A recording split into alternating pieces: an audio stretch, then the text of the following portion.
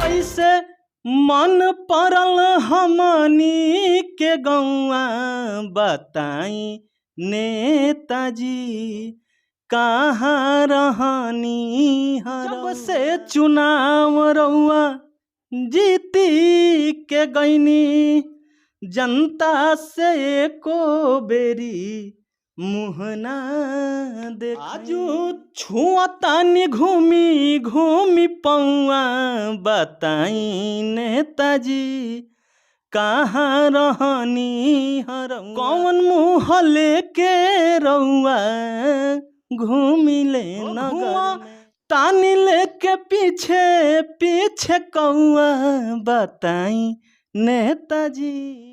आज हमारे साथ दुर्गेश यादव कवि जी मौजूद हैं और सबसे पहले मैं आप लोगों से ये कहना चाहूँगा कि आज का जो कार्यक्रम है बिल्कुल इन पे ही निर्भर है, दुर्गेश यादव जी पे।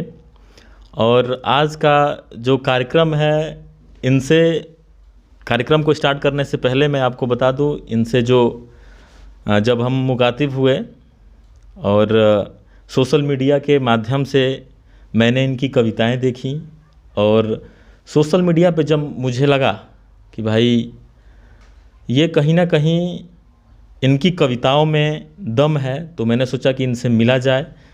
तो उसी प्रक्रिया को आगे बढ़ाते हुए आज ये हमारे साथ मौजूद हैं। बड़ी मशक्क़त करनी पड़ी इनको अपने स्टूडियो तक लाने में। तो दुर्गेश यादव जी क्या कहेंगे हमारे दर्शकों से? सबसे पहले तो मैं दुर्गेश कवि जी गांव तक के जितने भी दर्शक हैं सबको प्रणाम करता हूं और गांव तक चैनल को धन्यवाद करता हूं कि हमारे जैसे एक मतलब छोटे से कलमकार को अपने स्टूडियो में बुलाकर कुछ बात रखने के लिए मौका दिया। इसके लिए तहे दिल से गांव तक चैनल को मैं धन्यवाद करता हूं। आपका भी बहुत बहुत स्वागत है हमारे इस चैनल में, इस स्टूडियो में। दुर्गेश यादव जी, मैं अब दर्शकों से यही मैं कहना चाहूँगा कि वो इस एपिसोड को लास्ट तक देखें, क्योंकि आज का जो एपिसोड है बिल्कुल ही चुनावी माहौल से जुड़ा हुआ है। और आपको तो पता ही है 2022 का जो चुनाव है वो बिल्कुल ही सर पे है और बहुत ही नज़दीक है। तो मैं चाहूँगा इसी चुनावी माहौल को दुर्गेश यादव जी अपनी कविताओं के माध्यम से आप तक पहुँचाएं। इसी से मैं इस कार्यक्रम की शुरुआत करना चाहूँगा। जी ज़रूर। मैं चुनावी बात करने से पहले 2 लाइन अपने बारे में मैं बताना चाहूँगा कि मेरी ज़िंदगी में एक ही आफत है, मेरी ज़िंदगी में एक ही आफत है, बस यही कि मुझे सच बोलने की आदत है। तो मैं जो कुछ भी कहूँगा, मैं जो इस क्षेत्र में मैं बेसिक बांसडीह विधानसभा क्षेत्र में निवास करता हूँ और बांसडीह विधानसभा की चुनावी रणनीतियों को, चुनावी माहौल को देखते हुए जो कुछ भी बात करूँगा क्योंकि यहाँ पे मैं रहता हूँ, यहाँ की परिस्थितियों को देखता हूँ। तो यदि किसी को हमारी बातों से ठेस पहुँचती है तो उसके लिए मैं क्षमा चाहूँगा, क्योंकि मैं जो कहूँगा वो सच कहूँगा। बहुत बहुत अच्छा कहा आपने। और जिस तरीके से आपकी जो बातें हैं उसकी जो शुरुआत हुई, जो शायरी बोल के आपने अपनी बातों की शुरुआत की, उससे ही बहुत सारे लोग कहीं ना कहीं समझ जाएंगे कि ये प्रोग्राम कैसा होने वाला है, कितना इंटरेस्टिंग होने वाला है। तो जैसा कि इन्होंने बताया कि ये बांसडीह विधानसभा से बिलोंग करते हैं, जो उत्तर प्रदेश के बलिया ज़िले में आता है, और वो वहाँ का जो चुनावी माहौल है उसको अपनी कविताओं के माध्यम से पीरों के यहाँ का जो हाल है, जो ज़मीनी सच्चाई है, उसको अपनी कविताओं के माध्यम से आप सभी से कहेंगे। और चलिए शुरू करते हैं। जी अविनाश भाई, बता दें आपको कि हम बांसडीह विधानसभा के समस्याओं को देखते हुए एक रचना किया जिसका नाम दिया हमने दर्द बांसडीह, जिसको देखा भी ना था हमने। जी, जिसको पढ़ के आपने हमको फ़ोन किया था, उस पर नंबर हमारा फेसबुक पे रहता है, आपने फ़ोन किया था। तो सबसे पहले मैं वही कविता सुनाना चाहूँगा कि हमारे विधानसभा की दर्द क्या है। स्वागत है कवि जी। तो चलिए चलते हैं रचना की तरफ। जिनको पलकों पे बिठाया है बांसुरी, जिनको पलकों पे बिठाया है बांसुरी, कई बार मंत्री विधायक बनाया है बांसुरी। जिनको पलकों पे बिठाया है बांसुरी, कई बार मंत्री विधायक बनाया है बांसुरी। जिनको ताज दिया समाज दिया, जिनको ताज दिया समाज दिया आज तक, उन्हीं से बेशुमार दर्द पाया है बांसुरी, उन्हीं से बेशुमार दर्द पाया है बांसुरी। फिर अगली कड़ी में इस कविता को आगे बढ़ाऊंगा। कई बार उबकर राजा भी बदला है बांसुरी, कई बार उबकर राजा भी बदला है बांसुरी, हर बार अंधेरी गलियारों में चला है बांसुरी। कभी ये कभी वो, कभी ये कभी वो, बारी बारी अजमाया है बांसुरी, फिर भी उसी धधकती ज्वाला में जला है बांसुरी।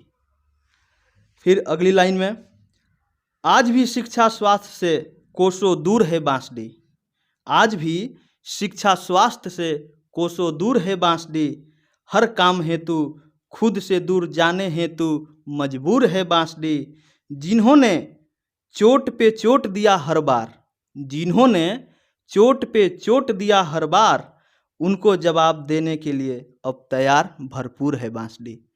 इस चुनाव में बांसुरी की जनता जो बार बार वोट लेकर चोट दिए हैं, उनको जरूर जवाब देगी। मैं इसी आशा के साथ बांसुरी विधानसभा के जनता से एक निवेदन भी करूंगा कि अब की चुनाव जो हो मुद्दे पे हो, न कि दारू और मुर्गे की गुद्दे पे हो। ये बात आपने बहुत सही कही दुर्गेश जी, क्योंकि यहाँ पे जो भी चुनाव हैं उसको बिल्कुल ही जो ज़मीनी सच्चाई है उसको हटा दिया जा रहा है। जो लोगों को चाहिए, जो आम जनता को चाहिए, उससे बहुत ही दूर ले जाके तमाम बातों को खड़ा कर दिया जा रहा है। हर एक सच्चाई है जो कि आप देख रहे होंगे अभी, जो भी हकीकत है, आप भी आते जाते होंगे, देखते होंगे, जो गांव से जुड़ी सड़कें हैं वो भी तमाम बिल्कुल ही जर्जर पड़ी हुई हैं। हम भी अपने चैनल के माध्यम से लगातार ग्राउंड रिपोर्टिंग पे काम करते हैं और देखते हैं और वहाँ की सच्चाई अपने दर्शकों तक भी लाते हैं। तो ये तो सही है कहीं ना कहीं, चूँकि यहाँ पे आप जहाँ से बिलोंग कर रहे हैं वहाँ पे हमारे जानकारी के अनुसार 15 साल से माननीय राम गोविंद चौधरी जी विधायक भी रह चुके हैं और अभी वर्तमान में वो हैं भी। तो आखिर जब जनता इतना प्यार दुलार दे रही है, जिस पे आपकी कविता भी आश्रित थी, आपकी कविता बहुत अच्छी लगी, तो उसके तरीके से मैं ये कहना चाहूँगा कि कहीं ना कहीं आम जनता को आप जैसे कवि की ज़रूरत है कि आप अपनी कविताओं के माध्यम से आम जनता तक जो सच्चाई है वो पहुंचा पाएं और आम जनता को अपने मुद्दों पे जागृत करने का काम करें। देखिए अविनाश भाई, आपसे मैं बताना चाहूँगा कि जैसे आपने सड़क की बात की, तो बांसुरी विधानसभा में जो मेन रोड है, मेन रोड से किसी भी गांव में जाने के लिए यदि आप उतरते हैं, मेन रोड छोड़ते हैं, तो समझिए कि गाड़ी कब पंचर हो जाएगी, कब आप गड्ढे में गिर जाएंगे, इसका पता नहीं है। तो इससे अधिक सड़कों के बारे में कहने की ज़रूरत नहीं है और बांसुरी विधानसभा की जनता ये देख रही है। अब की बार जो वोट होगा, आशा करता हूँ अपनी रचनाओं से भी और जो लोग हमसे व्यक्तिगत मिलते हैं उन लोगों से भी मैं यही कहता हूँ कि अब की बार चुनाव जात और धर्म को हटाकर एक कर्मशील और कर्मठ प्रत्याशी का चुनाव किया जाए। देखा जाए कि इस विधानसभा क्षेत्र में, इस चुनाव में कौन ऐसा प्रत्याशी उतर रहा है जो बांसुरी का विकास कर सकता है।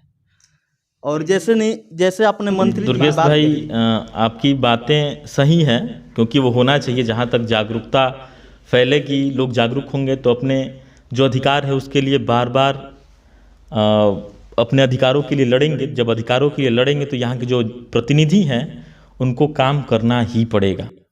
जी, यही हम कहना चाहते हैं कि राजनीति को मुद्दे पे लाया जाए। जैसे आपने कहा कि यहाँ से 15 साल से विधायक और मंत्री रह चुके माननीय राम गोविंद चौधरी जी हैं, तो हमने एक दिन बैठे बैठे ये सोचा कि विगत वर्षों में आपने देखा कोरोना का 2 माहौल चला, 2 साल, एक पहला कोरोना और दूसरा कोरोना। दोनों में यहाँ के एक नेता नहीं, जितने पार्टियों के नेता हैं आज टिकट के लिए दावेदारी कर रहे हैं, सारे के सारे गायब थे। तो हमने सोचा कि मान लेते हैं कि बैठे हैं गांव में और विधायक जी गए वोट मांगने, तो एक गांव को हमने कल्पना किया अपने कविताओं के माध्यम से कि गांव का एक व्यक्ति उनसे सवाल करता है। चलिए सुनाते हैं कविता को। जी बिल्कुल, स्टार्ट करिए। जब नेताजी जाते हैं वोट मांगने के लिए, तो देखिए कैसे वो व्यक्ति उनसे सवाल पूछता है और क्या कहता है। बताई नेताजी कहाँ रहनी हरौआ, बताई नेताजी कहाँ रहनी हरौआ, कैसे मन पड़ल हमनी के गौआ, हो कैसे मन पड़ल हमनी के गौआ, बताई नेताजी कहाँ रहनी हरौआ। तो फिर बिल्कुल दर्द भरा है आपकी आवाज़। नेताजी से फिर आगे सवाल पूछता है। ले के ओट रउआ दिल बानी चोट जी, निधि योजना कुल्ही गईनी रउआ घोट जी, ले के ओट रउआ दिल बानी चोट जी, निधि योजना कुल्ही गईनी रउआ घोट जी, जब से चुनाव रउआ जीती के गईनी, जनता से को बेरी मुँह ना देखैनी, जनता से को बेरी मुँह ना देखैनी। दुर्गेश भाई, मैं ज़रा रुकना चाहूँगा आपको इस पे। मैं आज ही का दिन है, वो वीडियो मेरी जाएगी बहुत जल्द। आज ही के दिन मैं गया था एक गांव में जहां पर अभी तक बिजली नहीं है। जी। बांसडी विधानसभा का ही वो गांव है, और वहां पे जैसे ही मुझे जानकारी मिली, मैं ग्राउंड रिपोर्टिंग के लिए वहां पे गया और लोगों से वहां की बातें जानी, जानकारी ली। वो लोग जिस दिन उप मुख्यमंत्री आए थे, जी दिनेश शर्मा जी, तो वो लोग जो बांसडी विधानसभा का वो गांव है, कस्बे का एक क्षेत्र है, वार्ड नंबर शायद 3 था, बांसडी कस्बे का ही, वहाँ पे अभी तक बिजली नहीं है।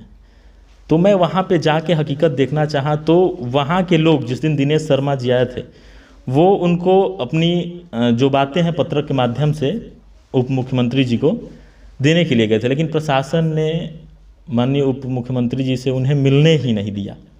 चूँकि बड़े बड़े लोग हैं, छोटे लोगों को कहाँ मिलने दिया जाता है, तो अपनी बात वो कह भी नहीं पाए, और वो चौराहे पे बैठे रहे लगभग 1 घंटे से भी ऊपर, लेकिन उनकी बातें नहीं सुनी गई।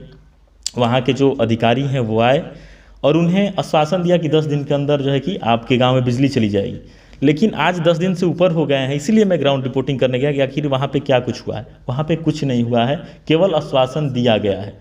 तो कहीं ना कहीं जो बड़े लोग हैं, बड़े नेता लोग हैं, वो अपने भाषणों में बोलते हैं कि हर गाँव में बिजली पहुँच गया, हर घर में बिजली पहुँच गया, तो ये केवल एक तरीके से जुमला ही दिखता है, क्योंकि ज़मीनी हकीकत तो हम अपने ग्राउंड रिपोर्टिंग के माध्यम से आज देख भी लिए और उस दिन भी देखे। तो इस पे आपकी कविता शुरू रहे, हम आगे भी चर्चा करेंगे। एक कविता शुरू करने से पहले एक बात मैं बोलना चाहूँगा कि यदि बातों से सब कुछ करना है तो हम भी ताजमहल बना सकते हैं।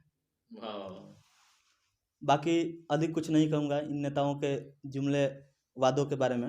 यदि बातों से सब कुछ करना है तो कुछ भी किया जा सकता है।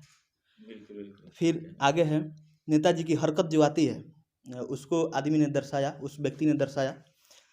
आजू छुआतानी घूमी घूमी पौआ, बताई नेताजी कहाँ रहनी हरौआ, बताई नेताजी कहाँ रहनी हरौआ।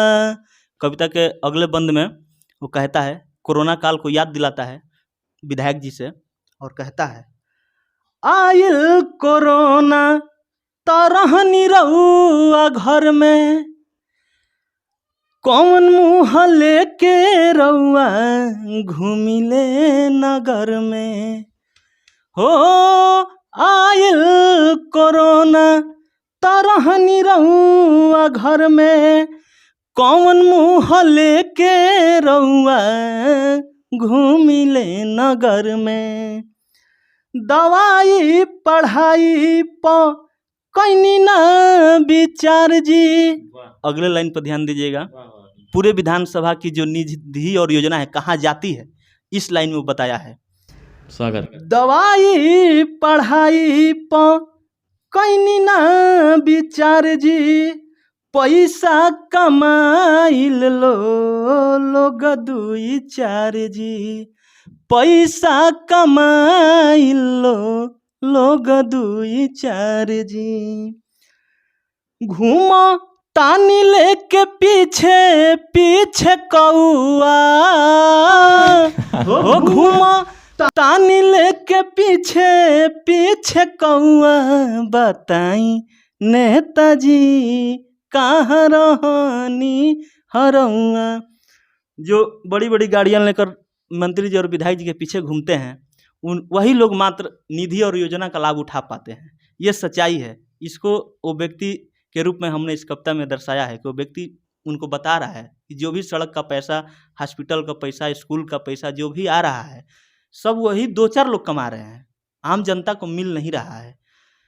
तो यही हमारी रचना थी और लोगों से अपील करना चाहूँगा कि ये प्रश्न हर व्यक्ति उस प्रत्याशी से पूछे। जितने लोग भी आपके चैनल के माध्यम से ये वीडियो देखें, ये सवाल जरूर पूछें कि नेताजी आप कहाँ थे जब हम लोग महामारी से जूझ रहे थे, तो आपकी उपस्थिति क्या थी।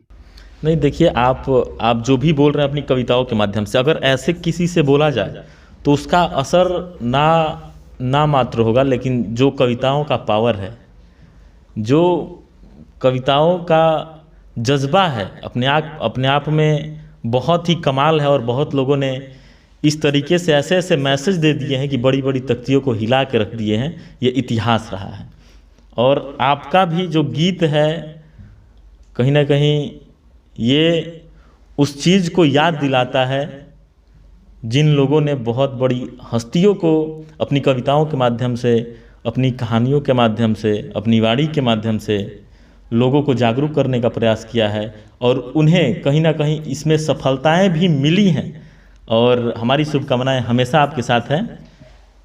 और इसी के साथ अब मेरा तो दिल कर रहा है कि मैं बस आपको ही सुनता रहूं।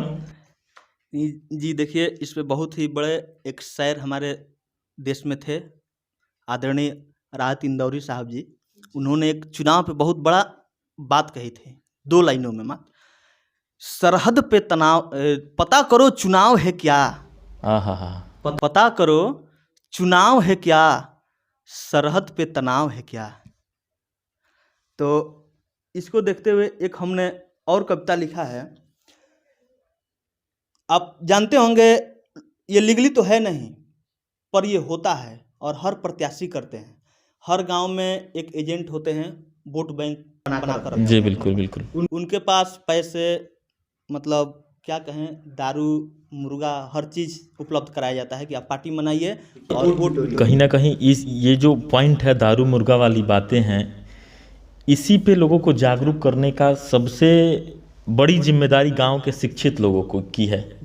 लेकिन जो गांव के शिक्षित लोग हैं अपनी जिम्मेदारियों को नहीं समझ पा रहे हैं। मेरा जहां तक मानना है कि अगर मैं कहीं रहता हूं, मेरे घर के आसपास अगर कोई चोर है, कोई भी चोर है, तो वो चोर अगर कुछ चुरा रहा है, अगर वो चोर कुछ चोरी कर रहा है, मान लीजिए मेरे घर में या किसी और के घर में, और आपके आसपास रह रहा है, आपने क्या प्रयास किया कि वो न करे, वो न करके कोई काम धंधा करे और उससे उसके बाल बच्चे सही रहें और अपने परिवार को आगे बढ़ा सकें।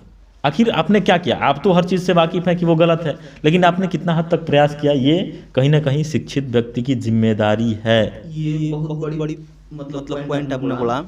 ये आदतन जन्म से कोई चोर नहीं होता है। बिल्कुल, जन्म से कोई चोर नहीं होता है।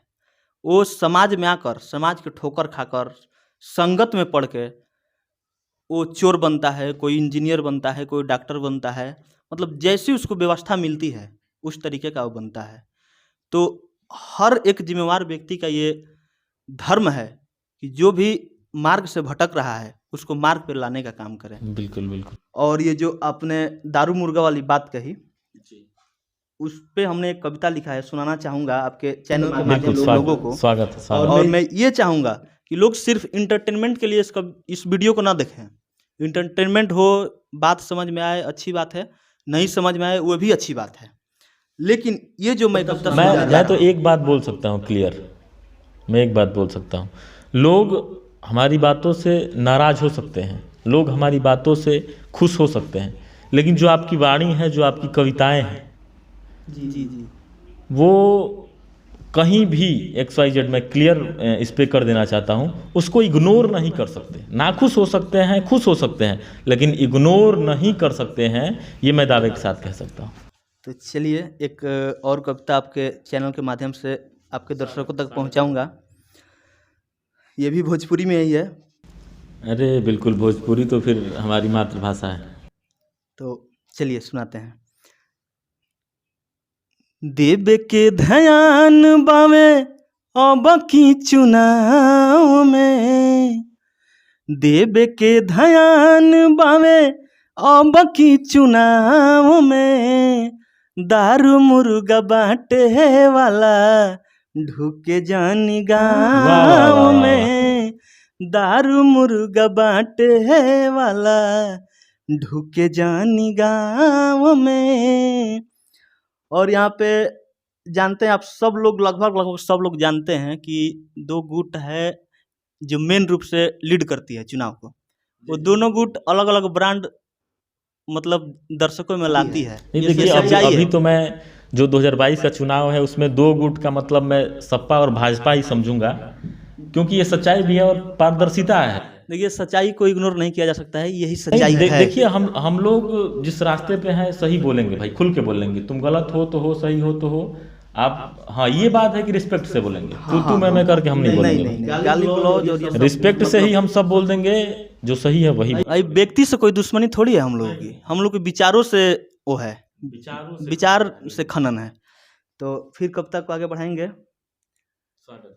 केहू मंगवले बावे माल छत्तीसगढ़ के, केहू हरियाणा वाला बाटी बढ़ चढ़ के।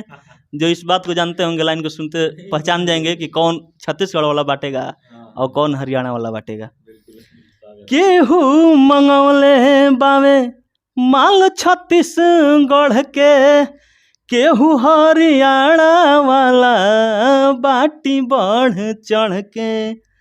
देसियों बटाई जाई, अरे देसियों बटाई जाई ठीक ठाक भाव में, दारू मुर्गा बांटे वाला ढुके जानी गाँव में, दारू मुर्गा बांटे वाला ढुके जानी गाँव में। ये तो आपने इस कविता के माध्यम से हर प्रकार के जो चुनाव है उसकी अंदरूनी बात आप निकाल के अभी अपनी कविता में बिल्कुल रख दिए हैं। आपसे बातचीत करने से पहले हम इसीलिए 2 लाइन बोल दिए कि मेरी जिंदगी में एक ही आफत है, बस यही कि मुझे सच बोलने की आदत है। ये देखिए, कहीं ना कहीं ये जो आप बात बोल रहे हैं ना कि सच बोलने की आफत है, ये सच्ची में कभी कभी ऐसा लगता है कि आफत ही है, क्योंकि सच बोलने पे ऐसे लोग तिलबिला जाते हैं। कड़वा लगता है ना, चुभता है, क्योंकि अपने आप को मतलब ठीक दिखाना है और ठीक करना नहीं है, काम ठीक नहीं करना है पर ठीक दिखाना है।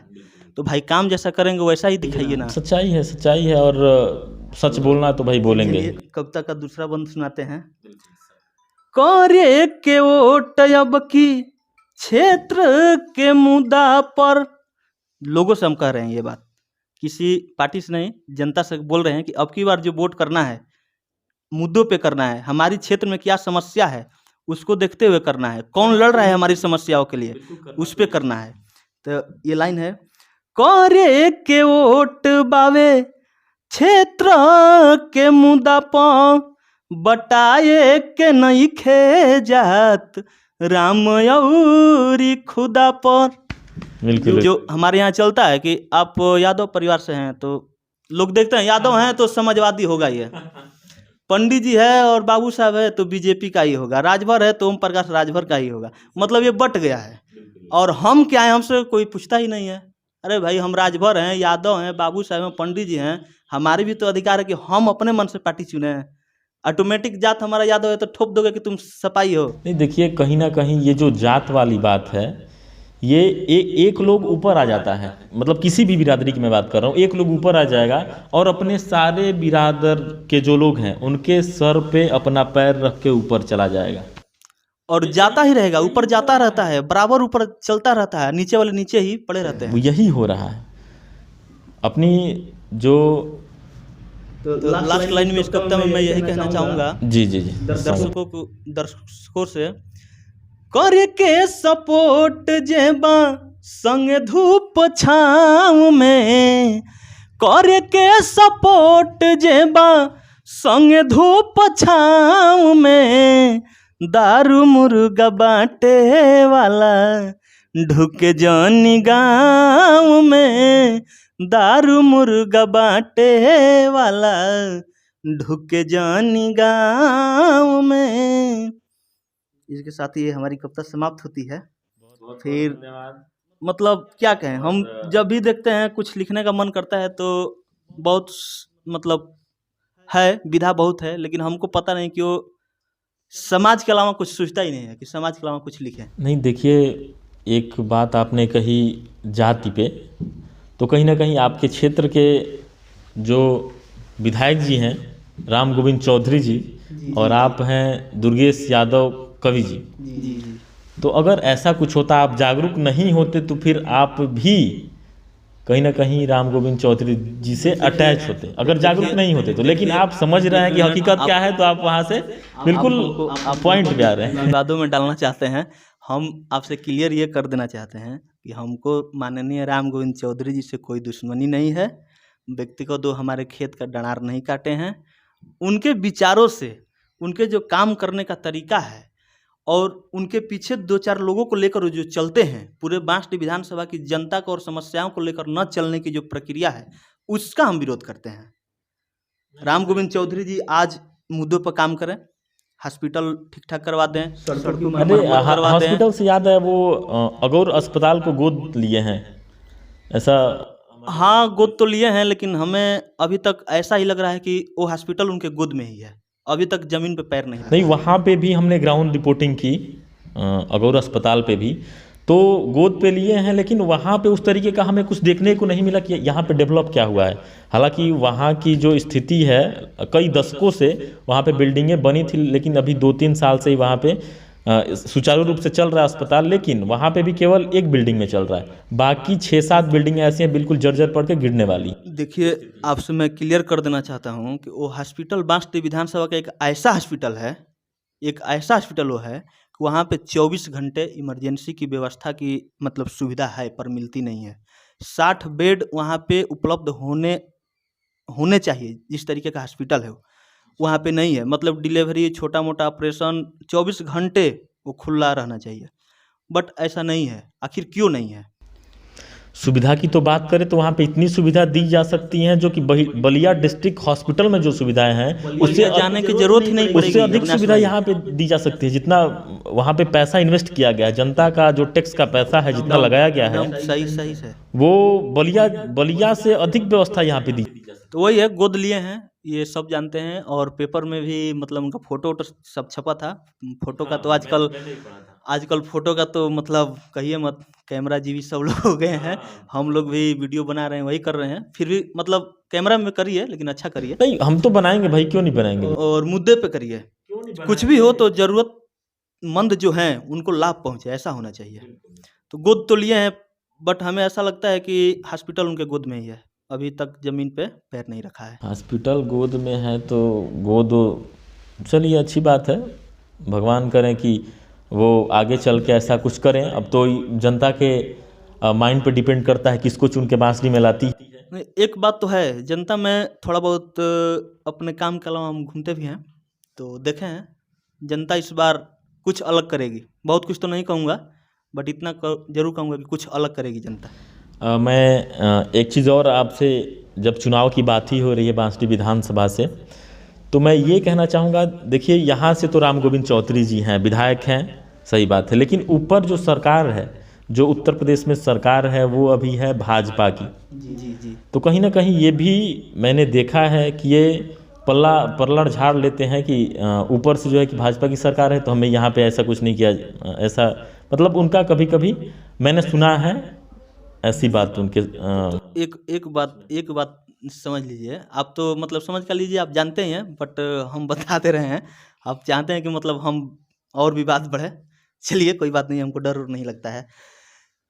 विधायक जी की सरकार नहीं है, उनको कोई नई योजना नहीं मिलती है, योगी सरकार नहीं देती है, बट उनका जो निधि आता है, योगी सरकार निधि थोड़ी रोक देती है। लेकिन एक चीज और है, वो पहले तो वो मंत्री रह चुके पहले की बात हटाइए ना, अभी की जो बात कर रहे हैं, अभी उसको हम आगे बोलेंगे। जब निधि आती है तो निधि से क्यों नहीं काम करते हैं? उनका वेतन मिलता है। यदि जन सेवक हैं, जनता के लिए जीना मरना है उनको, तो वेतन अपना लगाएं। उनका तो बिजनेस है घर चलाने के लिए। आप उनका घर बना है करोड़ों का, देख रहे हैं आप। अरे व्हाइट हाउस, कोई बात नहीं, अच्छी बात है, आनंद भवन वो बनाना तो चाहिए, लेकिन नहीं, लिमिट है ना। अब विधायक होते हुए आपकी संपत्ति उतना डेवलपमेंट कैसे कर गई, इस पे एक जांच होना चाहिए। होना तो चाहिए, लेकिन उस तरीके से आप देख रहे हैं अभी जो भाजपा की सरकार बनी उत्तर प्रदेश में, तो भाजपा की सरकार बनने से पहले हम आएंगे तो अखिलेश को अंदर करेंगे, ये करेंगे, वो करेंगे, क्या कुछ होता थोड़े है। कोई अंदर किसी को नहीं करेगा, अंदर अंदर सब एक है, ये समझ लीजिए। और दिक्कत आम जनता को होती है, और आम जनता अपने आप में फूट डालती है। आज तो मतलब ये कह दें कि घर में डाइनिंग टेबल जो होता है ना, वो बट गया है इन लोगों के चक्कर में। ये लोग सब एक हैं, एक साथ अपना वो लोग लंच नाश्ता सब करते हैं, लेकिन घर की आम जो लोग हैं उनके घर में दरार बट गया। आपस में विवाद करके बैठे हैं कि पापा हैं किसी अलग पार्टी के, तो बेटा किसी अलग पार्टी का हो गया है। बहू के हाथ में मोबाइल है, वो भी फेसबुक चलाती है, व्हाट्सअप चलाती है, यूट्यूब पे वीडियो देख रही है, तो वो भी किसी अलग पार्टी को पसंद कर रही है, उसका वोट कहीं अलग ही जाएगा। बिल्कुल सही बात है दुर्गेश भाई, लेकिन कहीं ना कहीं आपका प्रयास जो है बहुत ही सराहनीय है कि आप अपने कविताओं के माध्यम से लोगों को जागरूक करने का प्रयास कर रहे हैं, और ये जो आपका प्रयास है कहीं ना कहीं रंग लाएगा। और यहाँ की एक छोटी सी कोशिश है, जो जनता है वो हम तो लगातार दिखाएंगे भाई, सच्चाई दिखाएंगे, वो देखे और सच्चाई को समझे, आखिर सच्चाई क्या है और किस तरीके से यहाँ पे बदलाव लाया जा सके, और सही को सही और गलत को गलत कहा जा सके। यही हमारी प्राथमिकता हमेशा रही है और हमेशा रहेगी। ये अच्छी बात है, और कहने को तो हर चैनल वाले ये कहते हैं, बट चैनल का जो मतलब वो हो गया है, स्टेटस बन गया है, क्या कहें, एक बिजनेस हो गया है। नहीं देखिए, मैं नेशनल जो न्यूज़ चैनल हैं उसको देखता हूँ, ऐसा नहीं कि नहीं देखता हूँ, लेकिन कभी कभी उसको देखते हुए ऐसा लगने लगता है मुझे कि जो बंदर और कुत्ते की लड़ाई है ना, वो मैं देख रहा हूँ। यही हो रहा है, देख गाली गलौज हो जाता है उस पे, नेशनल चैनल पे गाली गलौज हो रहा है। भाई बंदर कुत्ता आपस में लड़ रहे हैं, और बीच में एक रेफरी है सीटी मार के वो वाह वाह सब किया हुआ है, ऐसा ही चल रहा है। जबकि आप जब भी देखिएगा नेशनल टीवी चैनल पे हैं तो वहाँ पे सीधा राष्ट्रवाद, धर्मवाद, तुम हिंदू हो तो तुम मुस्लिम हो, तो मतलब यही सब, पाकिस्तान मर गया तो चीन उठ गया, तो वो फ्लाइंग ओवर बना रहा है, तो वो बना रहा है, कोई दिक्कत नहीं भाई, आप बताइए, कोई दिक्कत। लेकिन इसी पे आप 5-5 घंटे 6-6 घंटे, आपके देश में समस्याएं नहीं है क्या? वही बात कर रहे हैं कि काम को दिखाइए ना, काम दिखाइए, और साथ में सवाल जो राजा होता है उसी से पूछा जाता है। यहाँ पे सवाल विपक्षियों से पूछा जा रहा है कि तुमने क्या किया। अरे वो तो जो किया वो पा गया है, जनता ने उसको दे दिया है, अब जो बैठा है वो क्या कर रहा है, उससे सवाल पूछिए ना। नहीं बिल्कुल, उससे सवाल लोग नहीं पूछते हैं। अभी मैंने न्यूज़ देखा, आज योगी जी ने बोला है कि 6 महीने के लिए हड़ताल को बंद कर दिया गया है। 6 महीने के लिए बोले हैं तो होगा, कोई नहीं। यही ना है कि आप अपने मुद्दे पे नहीं लड़ सकते। मतलब अब बताइए, जिसको अगर आपका रास्ता खराब है, बार बार आप पत्रक दे रहे हैं, जैसा कि मैंने एग्जांपल दिया बिजली का, बार बार कई बार पत्रक दिए लोग, जो उप मुख्यमंत्री आए उनके यहाँ जाने का प्रयास किया, उनसे अपनी बात रखने का प्रयास किया, उनको नहीं जाने दिया, नहीं मिलने दिया गया। तो आखिर वो बार बार जब पत्रक दे देंगे तो क्या करें, हड़ताल में बैठेंगे ना, तो आप 6 महीने के लिए बंद कर दिए। पहले तो आपने कहा कि वो लोग पत्रक देने के लिए गए थे, जो भी हो, और उनसे नहीं मिलने दिया गया। तो इससे तो सीधा साफ होता है ना कि उप मुख्यमंत्री जी पूरे उत्तर प्रदेश के उप मुख्यमंत्री नहीं हैं, किसी विशेष व्यक्ति किसी विशेष लॉबी के उप मुख्यमंत्री हैं। यदि वो पूरे उत्तर प्रदेश के उप मुख्यमंत्री होते तो स्वतः उन लोगों से मिले होते और बांसडी में आए थे तो बांसडी की समस्याओं को जरूर सुने होते। अगर देखिए ऐसा नहीं हो रहा है, मान लीजिए किसी कारणवश भाई बड़े लोग हैं, उप मुख्यमंत्री हैं पूरे प्रदेश के, उनसे नहीं मिलवा पाए आप, कोई दिक्कत नहीं है, उनका पत्रक नहीं देने दिए, कोई दिक्कत नहीं है। लेकिन जब आप यहाँ के अधिकारी हैं या यहाँ के जो जनप्रतिनिधि हैं, यहाँ के जो उप मुख्यमंत्री जी के पार्टी के साथ बिलोंग करने वाले नेता हैं, वो कम से कम उसको समझ के कि भाई यहाँ पे वो ज़रूरतें हैं, वो उनके लिए लड़के करवा देते तो कितनी अच्छी बात होती। ये तो होना चाहिए कम से कम। दिक्कत तो वहाँ पे सब कुछ है ना। दिक्कत यहाँ है कि एक ही पार्टी में अलग अलग टीम हो गई है और हर टीम को ये अपने आप को दिखाना है बड़े नेताओं के नज़र में कि हम सबसे बलवान हैं, सबसे अधिक हैं, सबसे अधिक आपके खास हैं। तो फिर बताइए वहाँ पे कोई विरोध या कोई काम लेकर कैसे जा सकता है? इसी में जनता जो है कि कुचल रही है, पिस रही है। हाँ, जनता यही कर रही है। अब जनता को समझना है, समझना तो पड़ेगा। जनता यदि नहीं समझेगी तो फिर यही हाल बना ही रहेगा। देखिए अगर ऐसा होता है तो फिर जो आम जनता का मुद्दा होता है वह नहीं पहुंच पाता है और उसका निवारण नहीं निकल पाता है, क्योंकि इसमें जो भी लोग आएंगे वो केवल अपना देखेंगे, खुद का देखेंगे कि मैं कैसे आगे चला जाऊं, मुझे कैसे पद मिल जाए, मैं कैसे पार्टी में कोई पद पालूं या यहाँ का विधायक बन जाऊं, सांसद बन जाऊं, जिला पंचायत बन जाऊं, जो कुछ भी है। लेकिन जनता का जो मुद्दा है वह बहुत ही शर्म की बात है कि किसी को नहीं दिख रहा है और जनता हमेशा पिसती चली जा रही है, उसके टैक्स का पैसा बिल्कुल ही लूटता चला जा रहा है। और ये सारी बात जनता को समझनी चाहिए और अब धीरे धीरे जनता समझ रही है इन बातों को। मैं इतना ज़रूर कहूँगा कि जनता अब धीरे धीरे समझ रही है इन बातों को और आगे बहुत अच्छा रिजल्ट आएगा, आप देखिएगा, बदलाव होगा। चलिए, बहुत बहुत धन्यवाद दुर्गेश भाई जी हमारे साथ जुड़ने के लिए, हमारे चैनल के साथ जुड़ने के लिए। और ऐसे ही आप प्रयास करते रहिए। हमारे जैसे बहुत लोग मिलेंगे जो आपके हमेशा साथ रहेंगे, हमेशा करीब रहेंगे और आपकी कविताएं जरूर रंग लाएगी। बहुत बहुत धन्यवाद। शुक्रिया आपसे मिलकर और आपके चैनल पे बात करके बहुत अच्छा लगा।